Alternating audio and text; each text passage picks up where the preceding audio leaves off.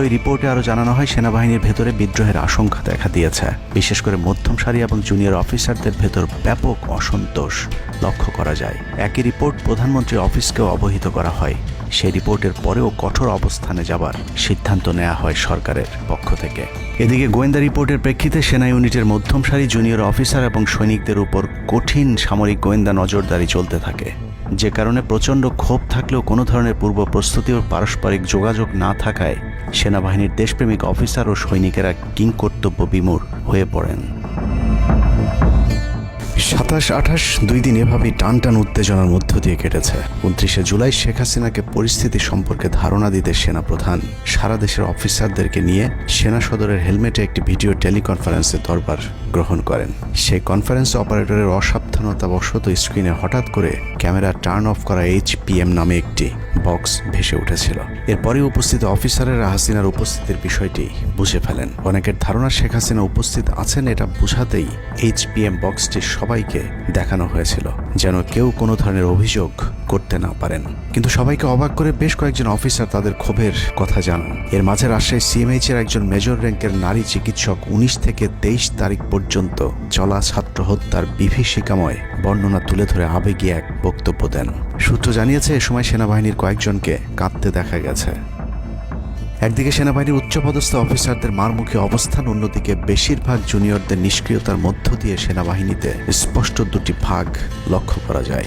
এরই মধ্যে সেনাবাহিনীর কাছে প্রাপ্ত গোয়েন্দা তথ্য অনুযায়ী যে কোনো সময় সেনাবাহিনীতে বিদ্রোহ দেখা দিতে পারে। বিশেষ করে লেফটেন্যান্ট কর্নেল থেকে নিচের অফিসারদের ভেতর ব্যাপক ক্ষোভের বিষয়টি গোয়েন্দা প্রতিবেদনে জানানো হয়। সেই প্রেক্ষিতে 3 তারিখ শর্ট নোটিসে আরেকটি টেলিকনফারেন্স কল করা হয়। মূলত ওই রিপোর্টের প্রেক্ষিতে হাসিনার বিশ্বস্ত ওয়াকার হাসিনা থেকে মুখ ফিরিয়ে নেন, কারণ হাসিনাকে বাঁচাতে গিয়ে তিনি নিজের জীবন বিপদে ফেলতে চাননি। 3 তারিখ কনফারেন্সের শুরুতেই সবাইকে ঠান্ডা রাখতে একটি মুনাজাত করা হয়েছিল।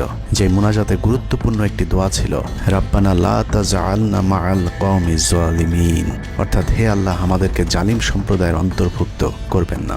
এ সময় পুরো দরবার রুমে পিন পতন নীরবতা লক্ষ্য করা গেছে। মূলত ওই মুনাজাতের মধ্য দিয়ে ফয়সালা হয়ে যায় সেনাবাহিনী কাদের পক্ষে দাঁড়াবে। সেনা সূত্র থেকে পাঠানো এসব তথ্যে উঠে এসেছে সেনাবাহিনী কোন কোন এলাকায় ছাত্র জনতার উপর গুলি চালিয়েছিল এবং কতটা পরিকল্পিতভাবে মানুষ হত্যার ছক কষা হয়েছিল। 4 তারিখও সেনাবাহিনীর ভূমিকা ছিল অত্যন্ত অস্পষ্ট। কিছু জায়গায় সেনাবাহিনী ছাত্রদের পক্ষে, আবার কিছু জায়গায় ছাত্রদের উপর গুলিও চালিয়েছে। 4 আগস্ট সবার প্রথম 24 ডিভিশন চট্টগ্রামের GOC lieutenant general Mainur Rahman তার বাহিনীকে ছাত্রদের পাশে দাঁড়ানোর নির্দেশ দেন।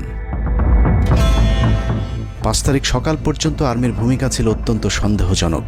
সকাল 10টা পর্যন্ত আর্মি কড়াকড়িভাবেই দায়িত্ব নিয়েছিলেন। বিশেষ করে গণভবনের আশপাশে 12টা পর্যন্ত ছাত্রদেরকে ভয় দেখাতে কয়েক রাউন্ড লাইভ অ্যামুনেশন ফায়ার করা হয়। 4 তারিখ 3 বাহিনী প্রধান, পুলিশ প্রধান এবং DGDGF-এর সারা রাত নির্ঘুম কেটেছে। 3 থেকে 5 তারিখ পর্যন্ত গুরুত্বপূর্ণ কিছু ঘটনা ঘটেছে, সেটা তুলে ধরবার আগে শেখ হাসিনার পালিয়ে যাওয়ার বর্ণনা দিয়ে আসা যাক। 5 তারিখ সকাল ঠিক 9টায় প্রধানমন্ত্রীর অফিসে গিয়ে শেখ হাসিনাকে পদত্যাগ করতে বলেন সেনাপ্রধান। শেখ হাসিনার কথা শোনার সাথে সাথে সেনাপ্রধানকে দৌড়ে মারতে আসেন। এ সময় 3 বাহিনী প্রধানকে অকথ্য ভাষায় গালাগাল করেন শেখ হাসিনা। জেনারেল ওয়াকারকে হাসিনা বলেন, তুই পুলিশকে দেখে শিখতে পারিস নাই। এ সময় বিমান বাহিনী প্রধান সজীব ওয়াজেদ জয়কে ফোন করে তার মাকে বোঝানোর জন্য অনুরোধ করেন। সজীব ওয়াজেদ জয় এটি জানার পর উল্টো আর্মি চিফকে 2 তুকারি করে হুমকি দিতে থাকেন, তোর কোন বাবা তোকে চিফ বানাইছে, তোর বউ ছেলে মেয়ে কে কোথায় আছে সবকিছু দেখে নেওয়া হবে। রাগান্বিত হয়ে এরপরে সজীব ওয়াজেদ জয় লাইভে গিয়ে আবল তাবল বকতে থাকেন। ঠিক আছে, শেখ হাসিনার পর আপনাদের কি হবে সেটা আমারও চিন্তার বিষয় না, আমার পরিবারের আর চিন্তার বিষয় না, আপনারা বুঝবেন। এরই মধ্যে 9:30 বেজে যায়। শেখ হাসিনাকে কোনোভাবে রাজি করাতে না পেরে সেনাপ্রধান হাসিনাকে 2টি বিকল্প দেন, পদত্যাগ অথবা গ্রেফতার। ওদিকে মিরপুরে বসানো সেনাবাহিনীর চেকপোস্টগুলো খুলে দেওয়া হলে বিনা বাধায় গণজোয়ার ঢুকে পড়তে থাকে। মবটি যখন গণভবন থেকে মাত্র 20 মিনিটের দূরত্বে চলে আসে, এ সময় সেনাবাহিনী এক প্রকার জোর করে শেখ হাসিনাকে পদত্যাগপত্রে সই করান। এ সময় SSF-এর 2-1 এগিয়ে আসতে চাইলেও সেনাপ্রধান হাত ইশারা করলে তারা জায়গায় দাঁড়িয়ে থাকেন। পদত্যাগের পর শেখ হাসিনা জাতির উদ্দেশ্যে ভাষণ দেওয়ার অনুরোধ করলে সেনাপ্রধান হাসিনাকে বলেন, জীবন বাঁচাতে চাইলে দ্রুত গাড়িতে গিয়ে উঠুন, জনগণ গণভবনে ঢুকে পড়ছে। সেনাবাহিনীর মতে শেখ হাসিনা সেদিন মাত্র 5 মিনিটের জন্য বেঁচে গিয়েছেন, তা না হলে জনগণ তাকে ধরে ফেলত। হাসিনাকে গণভবন থেকে উদ্ধার করে বিমানে ভারত পাঠিয়ে দেওয়ার জন্য মোট 3টি রুট প্ল্যান করা হয়েছিল। প্ল্যান এ, গণভবন থেকে গাড়িবহরে বিমান বাহিনীর ব্লু স্কাই স্কুলের গেট দিয়ে তেজগাঁও বিমানবন্দরে ঢুকে ঢাকা সেনানিবাসে প্রবেশ এবং তারপর বিএএফ বেস দিয়ে বিমান বাহিনীর রানওয়েতে প্রবেশ। সেখান থেকে বিমান বাহিনীর C-130 যে বিমানে ভারতে উড্ডয়ন। দুর্ভাগ্যজনকভাবে ততক্ষণে বিপ্লবী জনতা শেওড়াপাড়া রাস্তা দিয়ে বিমান বাহিনীর ব্লু স্কাই স্কুলের গেট ক্রস করে আগারগাঁও চৌরাস্তা পর্যন্ত চলে এসেছিল। ওদিক দিয়ে ক্যান্টনমেন্টের জাহাঙ্গীর গেটও ছাত্র জনতার দখলে, তাই গণভবন থেকে গাড়িতে করে ঢাকা সেনানিবাসে ঢোকার সব পথ বন্ধ হয়ে গিয়েছিল, যে কারণে প্ল্যান বি অবলম্বন করতে হয়েছিল হাসিনাকে উদ্ধারকারীদের। প্ল্যান বি অনুযায়ী গণভবন থেকে বিমান ঘাঁটিতে যাওয়ার তখন একটাই পথ বাকি ছিল, তা হলো হেলিকপ্টারে যাওয়া। বিমান বাহিনীর MI-17 হেলিকপ্টার চন্দ্রিমা উদ্যানের পাশে বাণিজ্য মেলার মাঠে এসে অবতরণ করে। খুনি হাসিনা চন্দ্রিমা উদ্যানের পাশের রাস্তা দিয়ে বাণিজ্য মেলা মাঠে প্রবেশ করে এবং সেখান থেকেই হেলিকপ্টারে করে বিমান বাহিনী ঘাঁটিতে নিয়ে যাওয়া হয় তাকে। সেখানে গিয়ে তারেক সিদ্দিকী এবং সালমান এফ রহমানের জন্য কিছুক্ষণ অপেক্ষা করে শেখ হাসিনা। তবে শেষ পর্যন্ত সালমান এফ রহমানের পৌঁছাতে দেরি হয় শেখ হাসিনাকে নিয়ে কোনো গন্তব্য ছাড়াই 10:45 উড়াল দেয় বিমান বাহিনীর C-130 জুলিয়েট বিমানটি। সাধারণত বিমানের রুট ব্যবহারে কোড ব্যবহার করতে হলেও সেটা করেনি। রাডার ফাঁকি দিতে জীবনের ঝুঁকি নিয়ে এই পদ্ধতি অবলম্বন করা হয়েছিল। ফুল ফুয়েল লোড করা হয়। ভারতে যদি জায়গা না হয় তাহলে যেন মধ্যপ্রাচ্যের কোনো দেশ পর্যন্ত চলে যাওয়া যায়। মোট 9 জন পাইলটকে নিয়ে বিমানে ওঠানোর পর কোনো ধরনের নির্দেশনা বা ম্যাপ প্ল্যানিং ছাড়াই পাইলটদেরকে বলা হয় টেক অফ করতে। বিমানটি প্রথমে যশোরের উপর দিয়ে কলকাতায় পৌঁছালে সেনাপ্রধান জাতির উদ্দেশ্যে ভাষণের ঘোষণা দেন, কিন্তু কলকাতায় ল্যান্ডিংয়ের পারমিশন না দিলে সেখান থেকে শেখ হাসিনাকে বহন করা বিমানটি চলে যায় আগরতলায়। আগরতলায় পারমিশন না পেয়ে আবারও দিল্লির দিকে উড়াল দেয়। সেখান থেকে দিল্লি গেলে সেখানেও রিফিউজ করা হয়। দিল্লি বিমানবন্দরে নামতে না দিলে অনিশ্চয়তা দেখা দেয় শেখ হাসিনাকে বহন করা বিমানটির ভারতে অবতরণ নিয়ে। বিমানের একজন পাইলটের বরাত দিয়ে জানা যায়, এভাবে উদ্দেশ্যহীনভাবে দীর্ঘক্ষণ ঘুরতে থাকার পর জরুরি অবতরণের সিদ্ধান্ত নেওয়া হয়।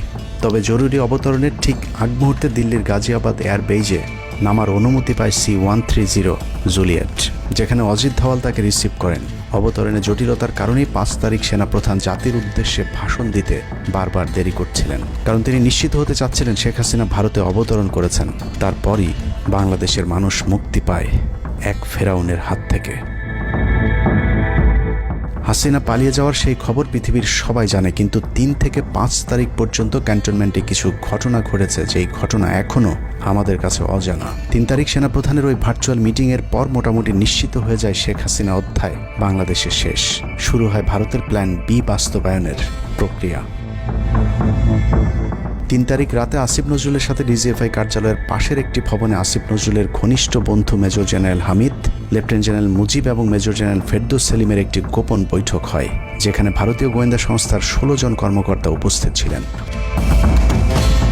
মূলত 5 তারিখ শেখ হাসিনা পদত্যাগ করার পর করণীয় নির্ধারণ করতেই ওই বৈঠক অনুষ্ঠিত হয়। দীর্ঘ বৈঠক শেষে মোট 3টি বিকল্প নির্ধারণ করা হয়। প্রথমটি জরুরি অবস্থা জারি করে সেনাবাহিনীর হাতে ক্ষমতা দেয়া, দ্বিতীয়টি আসিফ নজরুলকে প্রধান উপদেষ্টা করে একটি অন্তর্বর্তীকালীন সরকার গঠন।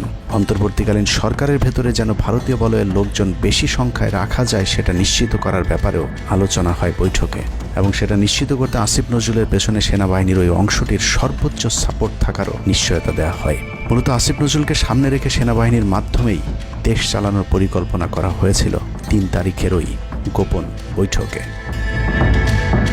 4 তারিখ 3 বাহিনী প্রধানের মধ্যে দফায় দফায় বৈঠক চলেছে।